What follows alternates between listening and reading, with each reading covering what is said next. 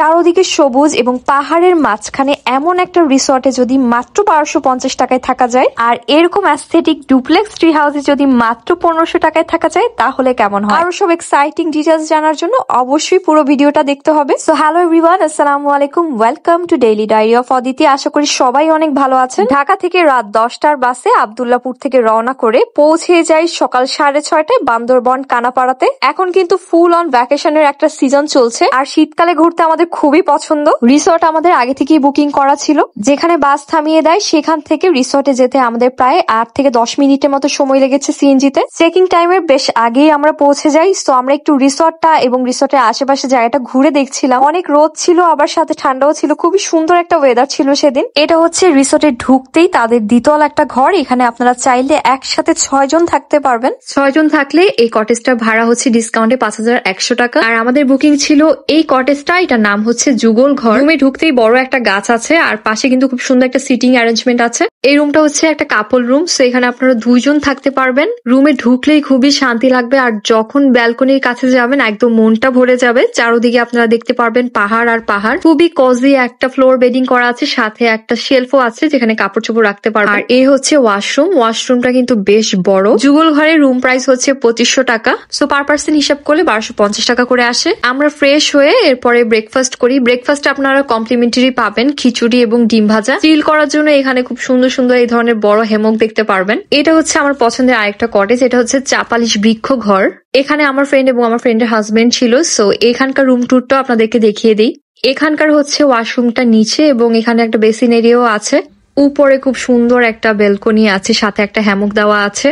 এই রুমটা এত বেশি অ্যাস্থেটিক, একেবারে রুমের মধ্যে খুব বড় একটা গাছ আছে। সো এটার নাম হচ্ছে চাপালিশ বৃক্ষ ঘর। ভিতরে খুব অ্যাস্থেটিক ভাবে ব্যাম্বো দিয়ে খুব সুন্দর ইন্টেরিয়র করা আছে, আর ছোট ছোট কিছু উইন্ডোজ আছে যেখান থেকে আপনারা হিল ভিউ দেখতে পারবেন। এই রুমটা প্রাইস হচ্ছে 3000 টাকা। এখানে 2-3 জন থাকতে পারবেন, সেক্ষেত্রে কিন্তু প্রতিজন দামটা কমে আসবে। এই রিসোর্টটা ডাইনিং এরিয়াটা আমার কাছে খুবই ভালো লেগেছে। দুপুরে আমরা লাঞ্চে নিয়েছিলাম এখানে চিকেন, সবজি এবং ভর্তা। জনপ্রতি লাঞ্চে এখানে প্রায় 400 টাকার মতো আসে। ডাইনিং এরিয়ার পাশে এই জায়গায় একটু রেস্ট করতে খুবই ভালো লাগে। আমরা 3 দিনের প্ল্যান নিয়ে এসেছিলাম। সো প্রথম দিন আমরা কোথাও ঘুরতে বের হই নাই। বিকালে সবাই মিলে এখানে একটু আড্ডা দিচ্ছিলাম, ভাবলাম যে সন্ধ্যার পরে বের হব। পরদিন খুব সকালে আমরা ঘুরতে বের হয়ে যাই নীলাচলে। ছুটির দিন হওয়াতে আসলে আমরা তাড়াতাড়ি বের হয়েছি, কারণ তাছাড়া অনেক বেশি রাশ থাকে। সো ঘুরতে বেশি একটা আরাম পাওয়া যায় না। নীলাচলে এন্ট্রি ফি হচ্ছে প্রতিজন হচ্ছে 50 টাকা করে। নীলাচল এই জায়গাটা আমার প্রথমবারই আসা, আর এই জায়গাটা এত বেশি পিসফুল। মেঘগুলো দেখতে এত সুন্দর লাগছিল, যা আসলে ভিডিওতে অথবা ছবিতে বোঝা যায় না। সামনাসামনি চোখের দেখায় বেশি ভালো লাগে। একটু মিষ্টি রোদ ছিল, আর সাথে ঠান্ডা বাতাস ছিল। খুবই চমৎকার একটা ওয়েদার পেয়েছিলাম আমরা। তবে এই জায়গার ওয়েদার নাকি সব সময় এমনই থাকে। যাদেরকে আসলে পাহাড় খুব বেশি টানে, তারা এই জায়গায় আসলে খুবই ভালো লাগবে। আমাদের রিসর্ট হচ্ছে কানাপাড়ায়, আর নীলাচল কিন্তু সেখান থেকে খুব বেশি দূরে না। এখানে হাঁটতে হাঁটতে যদি আপনারা টায়ার্ড হয়ে যান, কিছু কিছু জায়গা দেখতে পারবেন বসার খুবই সুন্দর সুন্দর জায়গা আছে, যেখানে বসে কিছুক্ষণ আড্ডা দিতে পারবেন, ভিউটা এনজয় করতে পারবেন। কিছু চায়ের দোকান আছে, ক্যান্টিন আছে এই জায়গার মধ্যে। নীলাচল থেকে আমরা কিছুক্ষণ ঘুরে ফিরে এরপর আমরা চলে যাই মেঘলায়। মেঘলায়ও এন্ট্রি ফি হচ্ছে 50 টাকা করে জনপ্রতি। এখানে কেবল কার আছে, প্যাডেল বোট আছে, ঝুলন্ত ব্রিজ আছে, সাথে খুব সুন্দর একটা লেক আছে। যারা কিনা বান্দরবান ঘুরতে আসে,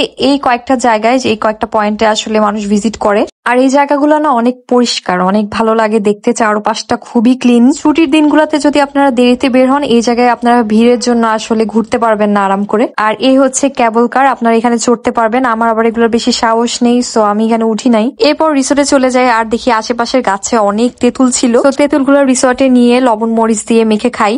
এরপর ব্রেকফাস্ট করে আমাদের বারান্দায় বসে আরাম করে চা খাই। চায়ের দাম হচ্ছে দুধ চা 20 টাকা করে এখানে। আমার কাছে আমার ব্যালকনিটা এখানকার সবচেয়ে পিসফুল প্লেস লেগেছে।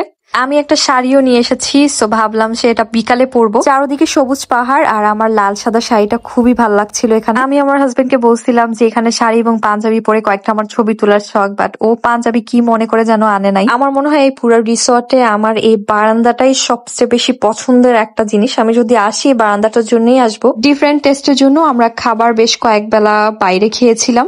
পাহাড়ি এলাকার খাবার আসলে খুব মজাই হয়। তাদের ভর্তা বলেন, সবজি অথবা চিকেন খুবই মজা হয়। এখানকার সন্ধ্যা হওয়ার আগ মুহূর্তটা এত ভালো লাগে আমার।